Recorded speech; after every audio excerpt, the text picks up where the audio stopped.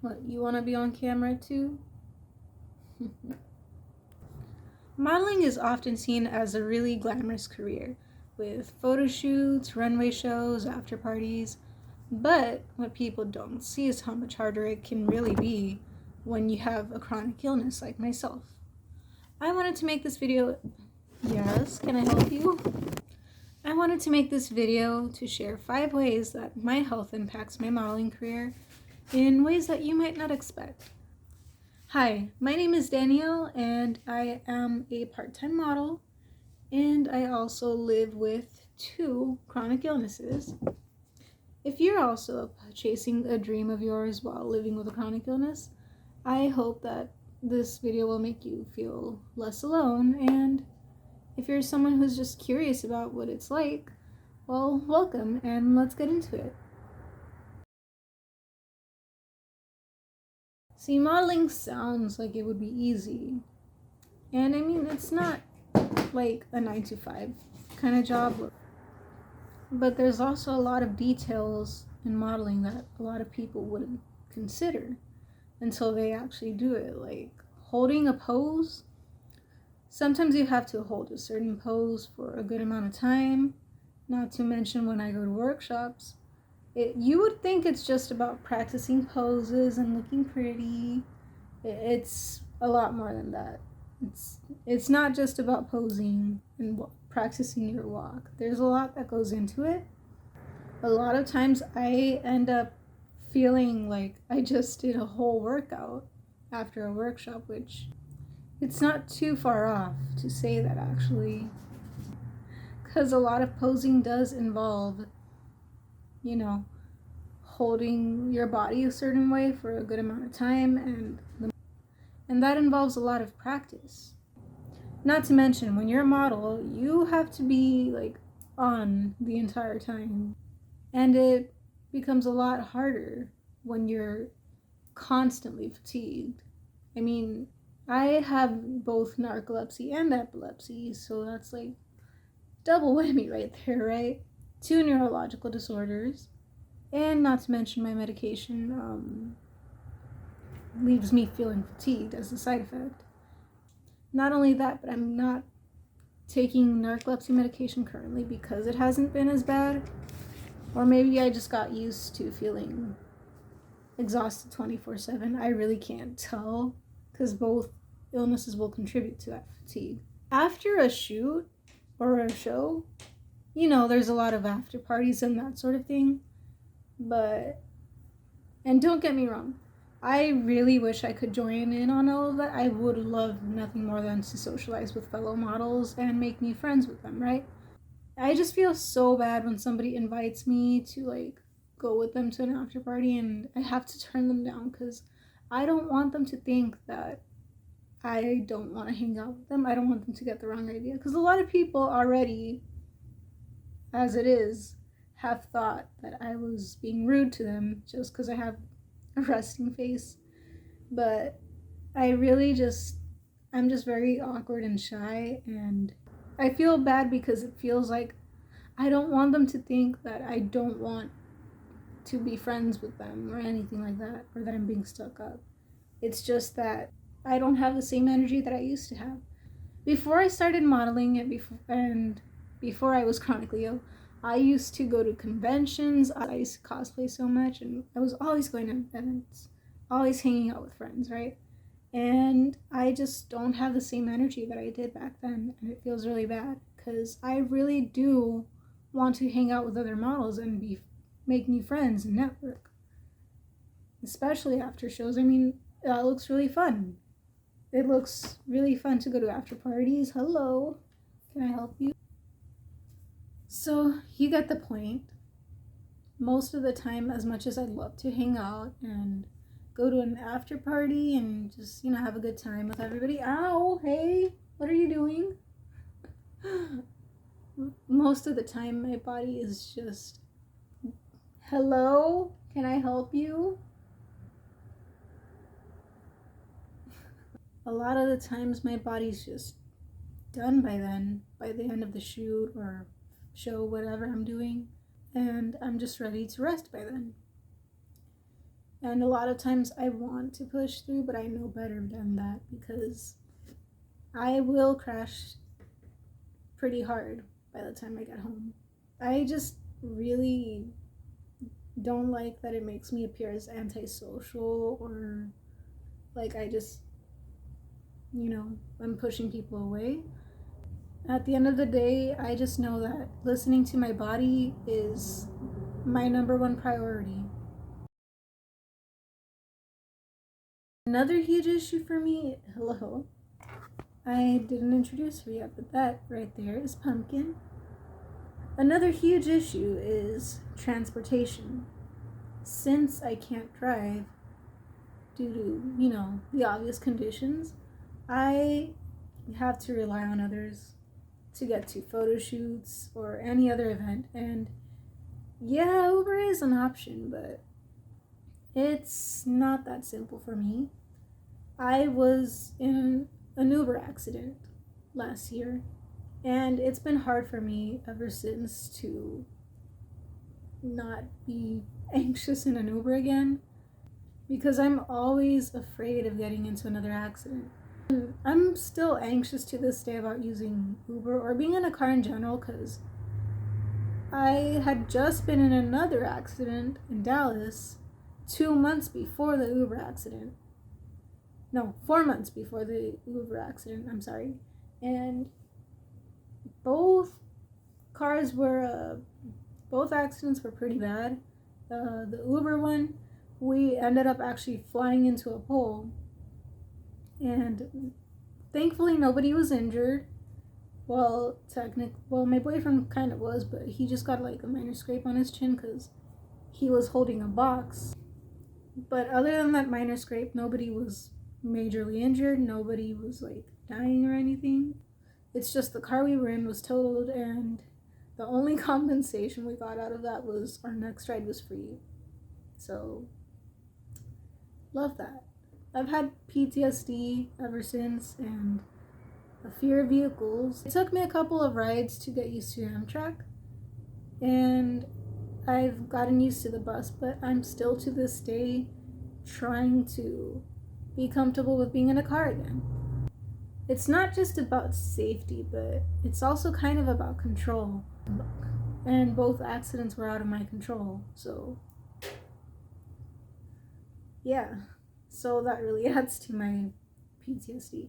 So I don't like relying on people. I don't like having to ask for help. I personally it just makes me feel like a burden. But that's the reality of living with a chronic illness. You will lose a lot of independence and you don't really realize it until later on.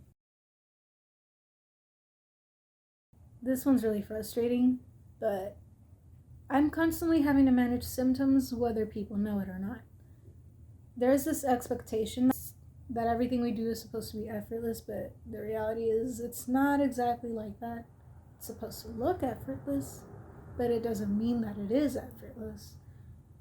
So for me, a big part of managing my symptoms is knowing when to use my energy and conserve it, just being very careful about how I use that energy. So let's say I have a show coming up or even just a workshop. Once I know that I have that coming up, I have to be very careful the days leading up to it and really save up my energy, which means doing the bare minimum most of the time.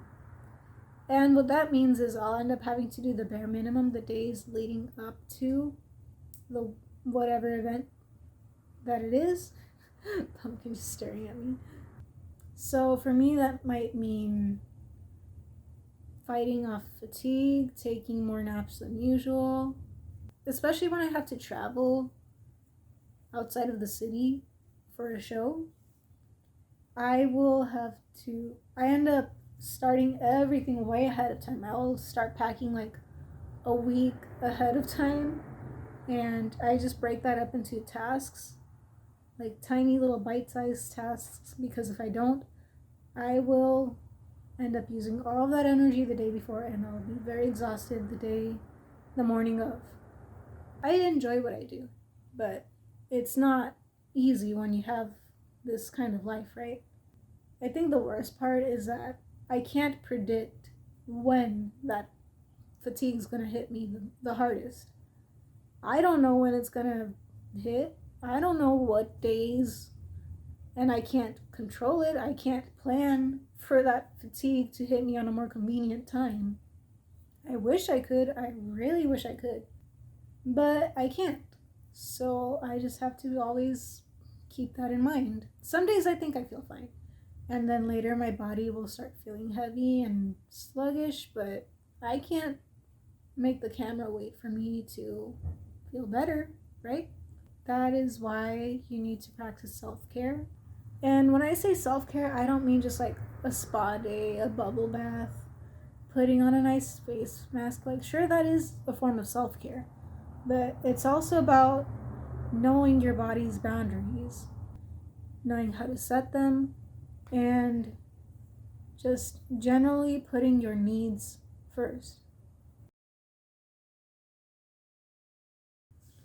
I think one of the hardest parts of living with chronic illness and still chasing my dreams is the mental side of all of it. Sometimes I think, am I really cut out for this? I know a lot of people to this day, they don't really understand the concept of disability. They have this certain idea that you have to look disabled, or that it has to be very obvious that you're disabled. And that's just not right, man. Sometimes I think maybe, what if I didn't have these struggles going on? How much different would things be? A lot of times I even find myself thinking at some point during events, like, why did I get myself into this? Did I put too much on my plate that I really can't handle? How different would my life be if it wasn't for these illnesses? It's hard not to compare myself to other models who are doing a lot more. They're going out to more events. They're able to do more because they are able to travel more. They're able to work more because they're not being held back by the same limits. But at the same time, I don't really know that. The thing is, my journey is my own, just as everybody else's journey is their own. I might have my obstacles, but that doesn't mean that I don't belong in this industry. And something that a lot of us forget is also that all of us have our own obstacles that we can't see. Just as somebody could look at me and not be able to tell that I have epilepsy or any sort of chronic illness in general, I also could look at someone but not know if they're struggling with a chronic illness of their own. And this doesn't just apply to chronic illness. This can apply to any struggle in life, really. I could look at someone, but I wouldn't be able to tell what exact obstacles in life that they're facing just from one glance. So comparison's really kind of pointless if you think about it. I've learned to be kinder to myself and take breaks when I need them, and embrace the fact that I'm still here and still fighting, still doing what I love and chasing my dreams, even if it looks different from what I initially imagined. One of my other struggles is scheduling. So model work can be kind of iffy. It just depends on whether you're booked with an agency or if, like me, you do freelance modeling. Ideally, I should be putting myself out there a lot more than I do. But once again, this all leads back to energy. A lot of models, they can book constantly. They have, especially if they have the resources that they need.